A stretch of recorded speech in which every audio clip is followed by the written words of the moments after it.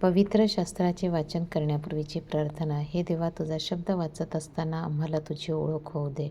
तुझे प्रेम व तुझे स्मरण रोजच्या जीवनात होण्यासाठी तू आम्हाला मदत कर. तुझा पवित्र शब्द आमच्या जीवनासाठी कशाप्रकारे आम्ही लागू करावा याची समज दे. हे पवित्र आत्म्या, आमच्यातील अज्ञान दूर कर. आमच्या कुटुंबात आणि या जगात हा पवित्र शब्द वाचत असताना तुझ्याविषयी व इतरांविषयी आमच्या हृदयात प्रेम प्रज्वलित कर. आमेन.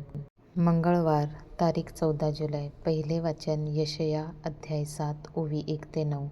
यहुदाचा राजा आहाज बिन योथाम बिन उजिया याच्या काळी असे झाले की आरामाचा राजा रसीन आणि इस्रायलाचा राजा पेकह बिन रमाल्या हे यरुसलेमाबरोबर लढण्यास चढाई करून गेले, परंतु त्यांची त्यावर काही सरशी झाली नाही. आरामाची इफ्राईमाशी जूट झाली आहे असे दाविदाच्या घराण्याला कळविण्यात आले. तेव्हा रानातील वृक्ष वाऱ्याने कापतात तसे त्याचे मन आणि त्याच्या लोकांची मने कंपित झाली. तेव्हा परमेश्वर यशयास म्हणाला, तू आपला पुत्र शहार याशूब यास बरोबर घेऊन वरच्या तळ्याचा नळ जेथे संपतो तेथे परटाच्या शेताच्या वाटेवर आहाजास भेटावयाला जा आणि त्याला सांग की सावध हो आणि शांत राहा, भिवू नकोस. या 2 कुलितांच्या उरलेल्या धुमसणाऱ्या शिपटांमुळे, म्हणजे क्रोधाने भडकलेले आरामी रसीन आणि रमाल्याचा पुत्र यांच्यामुळे तुझे मन खचू देऊ नकोस. आराम, इफ्राईम आणि रमाल्याचा पुत्र यांनी तुझ्या विरुद्ध दुष्ट संकल्प केला आहे की आपण यहुदावर चालून जाऊन त्यास धाक घालू, तटबंदी फोडून तो घेऊ आणि ताबेलाच्या पुत्राची त्यामध्ये राजा म्हणून स्थापना करू. प्रभू परमेश्वर म्हणतो, हे सफळ व्हावयाचे नाही, हे घडावयाचे नाही. आरामाचे शीर दिमिश्क आणि दिमिश्काचे शीर रसीन, इफ्राईमाचे शीर शोम्रोन आणि शोम्रोनाचे शीर रमाल्याचा पुत्र.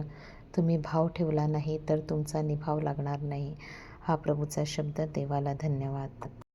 प्रतिसाद स्तोत्र. देव त्याचे नगर सर्व काळ स्थिर राखील. शुभवर्तमान. मत्तेय अध्याय 11 ओवी 20-24. ज्या ज्या नगरांमध्ये येशूच्या पराक्रमाची बहुतेक कृत्ये घडली होती त्यांनी पश्चाताप केला नाही, म्हणून त्यांना तो असा दोष देऊ लागला.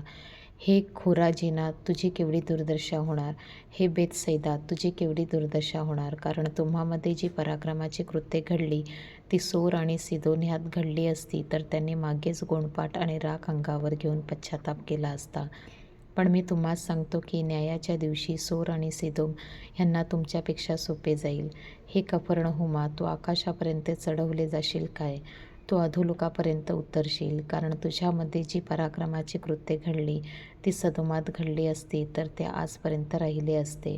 पण मी तुम्हास सांगतो की न्यायाच्या दिवशी सदोमास तुझ्यापेक्षा सोपे जाईल. प्रभूचे शुभवर्तमान. हे ख्रिस्ता तुझी स्तुती असो. चिंतन. पश्चातापाचे फळ. येशू गावोगावी फिरला, देवराज्याची घोषणा केली, लोकांना बरे केले, त्यांच्या पापांची क्षमासुद्धा केली.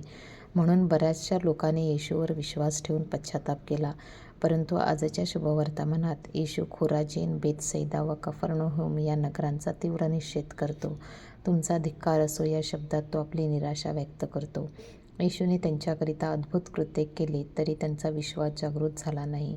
येशूने त्यांना देवाच्या करुणेबद्दल सांगितले तरी त्यांनी पापाचा मार्ग सोडला नाही.